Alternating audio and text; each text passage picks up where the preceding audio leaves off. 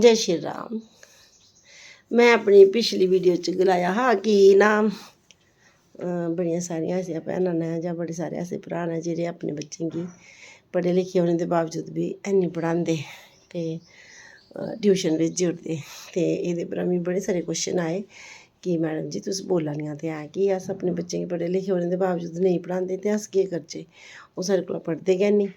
जिसलै अस उ'नेंगी पढ़ने आखने आं ते उसलै उं'दे 100 ब्हान्ने जेह्ड़े न ओह् त्यार होई जंदे न।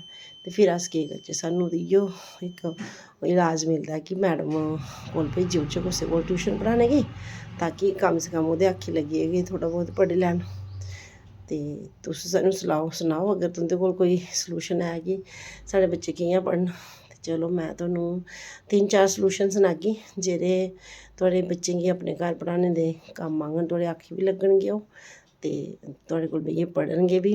होर जियां ओह् मैडम कोला पढ़दे इन्ना ते मैं गलाई सकनी कि घर थुआढ़े कन्नै ओह् ओह्दे कोला ज़्यादा पढ़ी सकदे, क्योंकि तुसें बी पढ़ाने च ज़्यादा इंटरस्ट लैना मैडम कोला ते बच्चें बी थुआढ़े कन्नै घुले मिले दे होने कारण थुआढ़ी गल्ला गी ज़्यादा समझना। टीचर कोला इक थोह्ड़ा जेहा गैप रौंह्दा बच्चे कन्नै, जेह्ड़ा कि उसी समझ आई नेईं आई ओह् खुल्लियै दसदा हैनी ऐ। पर घर अपने अगर तुस उसी जिस चाल्ली मैं दसगी इस चाल्ली पढ़ागे ते ओह् तुहानूं जरूर एह् बी गल्ल सनाग कि मिगी समझ की निं आ दी, जे आ दी ऐ ते किन्नी आ दी ऐ। ते मोस्ट प्रोबेबली ओह् तुआढ़े कोला पढ़ग बी चंगी चाल्ली। सब तो पैह्ली गल्ल, डांटने दे बजाए उसी ऐप्रीशिएट करना सिक्खो। अस ओह्दे सामनै खड़ोई जन्ने उसी आखने चल पढ़, फिर जिसलै उन्नै बनाने ब्हान्ने ते असें उसी 100 गल्लां सनानियां, तूं है गै इ'यां ऐ, तूं जिसलै पढ़ने दा नांऽ ब्हान्ने लगाना एह् नेईं बोलना होंदा, इ'यां निं बोलना ऐ। उ'नेंगी उल्टा ऐप्रीशिएट करना ऐ कि तूं ते मेरा राजा पुत्तर ऐ, तूं सब तो शैल पढ़ना होन्ना। ते इ'यां करने आं, पैह्लें स्कूल दा कम्म करी लैन्ने आं, याद कराई लैन्ने आं तुगी जेह्ड़ा कुछ मिले दा, फिर तूं जिन्ना मर्जी खेलगा ते तुगी स्कूल दा बी टीचर कोला डांट निं पौग ते तेरा कम्म बी सारा होई जाग ते तूं जिन्ना मर्जी खेलेआं। फिर मैं तुगी जो गलागा ओह् लेइयै बी देगी ते खेलने गी बी पूरा देगी।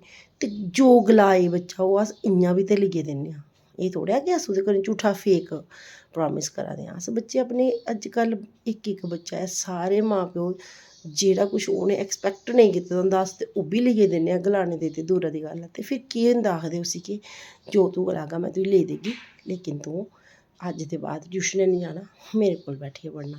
ते ओह् जरूर पढ़ग, पैह्ली गल्ल। दूई गल्ल, पढ़दे होई उसी डांटना नेईं, गलती होई जाए जां फिर ओह्दे कोला याद निं जल्दी होए ते ओह्दी हैल्प करनी, उसी क्रिटिसाइज़ करने दे बजाए ओह्दी हैल्प करनी, थोह्ड़ा थोह्ड़ा करियै याद कराना।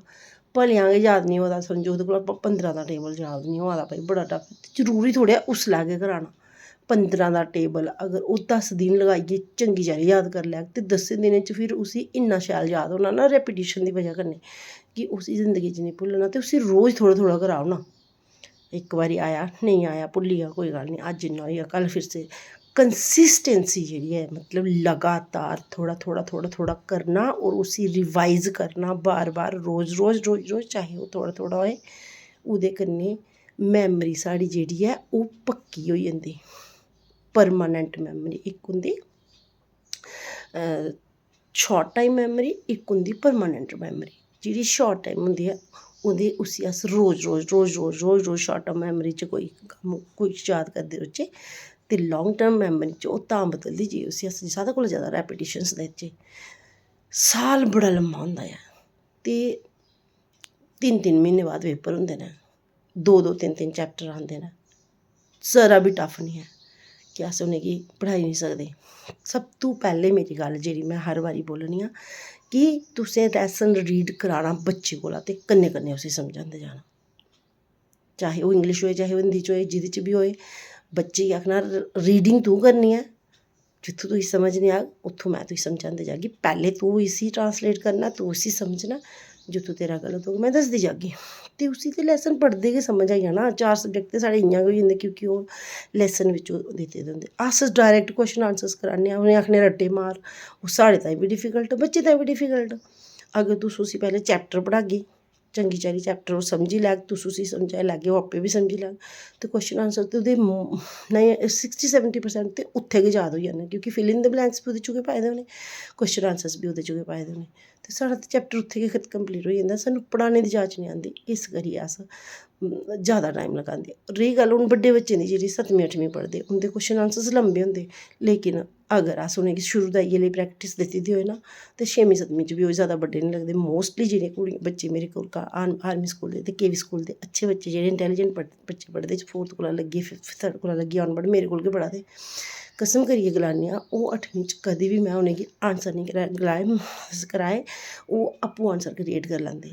ते फिर साढ़े बास्ते केह् टफ रेहा शुरू दा पढ़ाना बच्चे गी, और आपूं पढ़ाना, समझियै पढ़ाना, समझाइयै पढ़ाना, उसी आखना आंसर खुद बना, कोई डिफिकल्ट नहीं।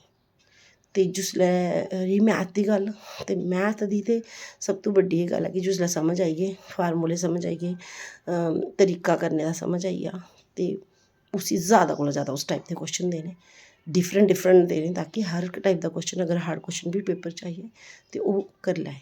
ते प्रैक्टिस गै सब तो बड्डी जरूरी चीज़ ऐ, जिन्नी ज़्यादा तुस प्रैक्टिस करागे इन्नी ज़्यादा उन्नै करी लैना। पर टाइम कड्ढने दी गल्ल ना, थुआढ़े कोल टाइम बी होना चाहिदा। सिर्फ ब्हान्ने बच्चे नहीं करदे, अस बी ब्हान्ने लगाने आं कि अस बच्चें गी बाह्र भेजी ओड़गे ते अराम कन्नै अस पिच्छों अपना फ़ोन चलागे। कदी बी बच्चे गी पढ़ांदे टाइम फ़ोन थुआढ़े हत्था च नहीं होना चाहिदा, कदी बी बच्चे गी पढ़ांदे टाइम TV नहीं लग्गे दा होना चाहिदा। कॉन्सनट्रेशन पूरी चाहिदी ऐ बच्चे गी। अगर कॉन्सनट्रेशन पूरी ओह्दी उद्धर ऐ, पढ़ने आह्ली बक्खी ऐ, थुआढ़ी पढ़ाने आह्ली बक्खी ऐ, क्वेश्चन गै नहीं पैदा होंदा कि ओह् नेईं पढ़े ते जां उसी नेईं आए। एह्कड़ा तरीका अजमाइयै दिक्खो, जेह्ड़ा थुआढ़ा क्वेश्चन होग दोबारा पुच्छेओ, मैं थुआढ़े लेई हाजर आं, दोबारा आंसर देगी, ते तुहानूं कोई ना कोई सलूशन कड्ढियै जरूर देगी। क्योंकि मैं 25-30 साल होई गेआ इ'यै कम्म करदे, ट्यूशनां पढ़ांदे ते बच्चें गी पढ़ांदे। प्राइवेट स्कूलें च बड़ा ज़्यादा पढ़ाया, आर्मी स्कूलें च बी पढ़ाया, ते इस करी एक्सपीरियंस ऐ। तुस जिन्ना मेरे कोला हेल्प होई सकदी मैं करगी। तुहाडा मता मता धन्नवाद। जय श्री राम।